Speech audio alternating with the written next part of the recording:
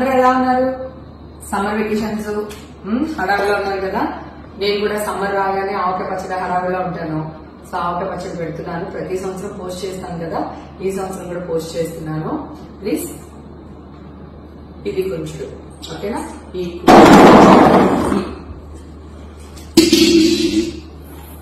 ఇవి మెంతులు ఓకేనా.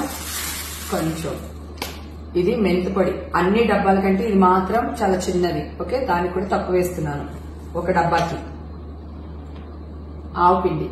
నాకు ఏమంటారు గ్రేవీ గుజ్జు చాలా ఇష్టం.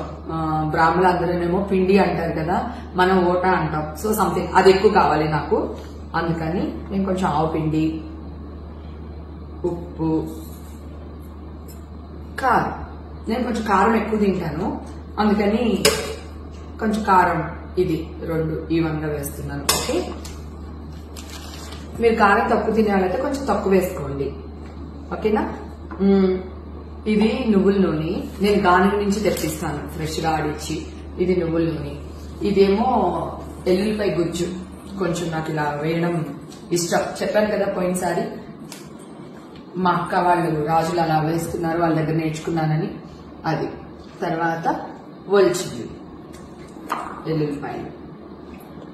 మా ఇంట్లో వాళ్ళకి ఎల్లుల్లిపాయలు ఎక్కువ ఇష్టం, అందుకని కొంచెం ఎల్లుల్లిపాయలు ఎక్కువ వేస్తాను. మీకు కావాల్సినంత వేసుకోండి. ఇవి వలని.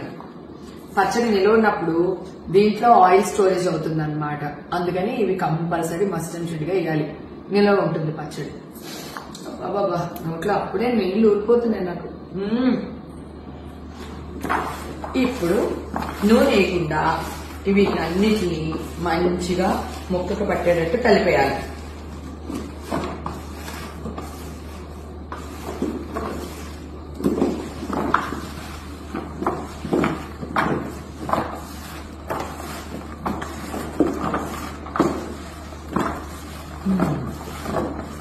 ఇప్పుడు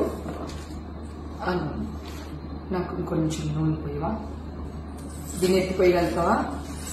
సో నేను ఈ ఒక్క డబ్బాకి కేజీన్నర 2 కేజీలు నూనె పోస్తానండి. అంటే కొంచెం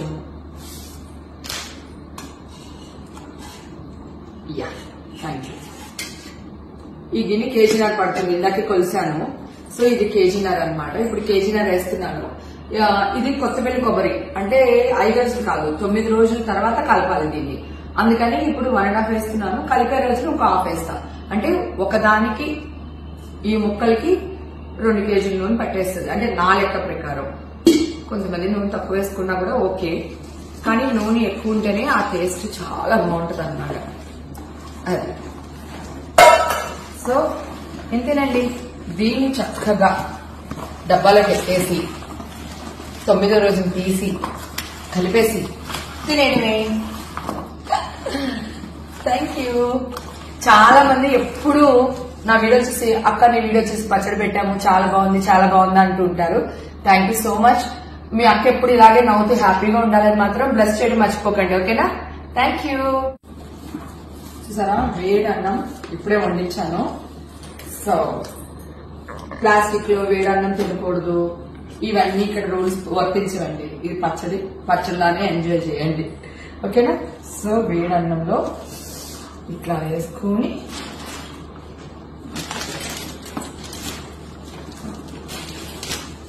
ఆహా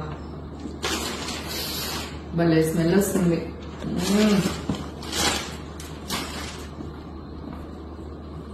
ఫస్ట్ ముద్ద మీకు బాగుంది.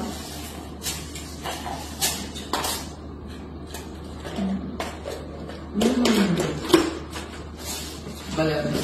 పచ్చి పచ్చి వాసనతో ఉప్పగా లైట్ పుల్లగా భలే ఉంది. Thank you.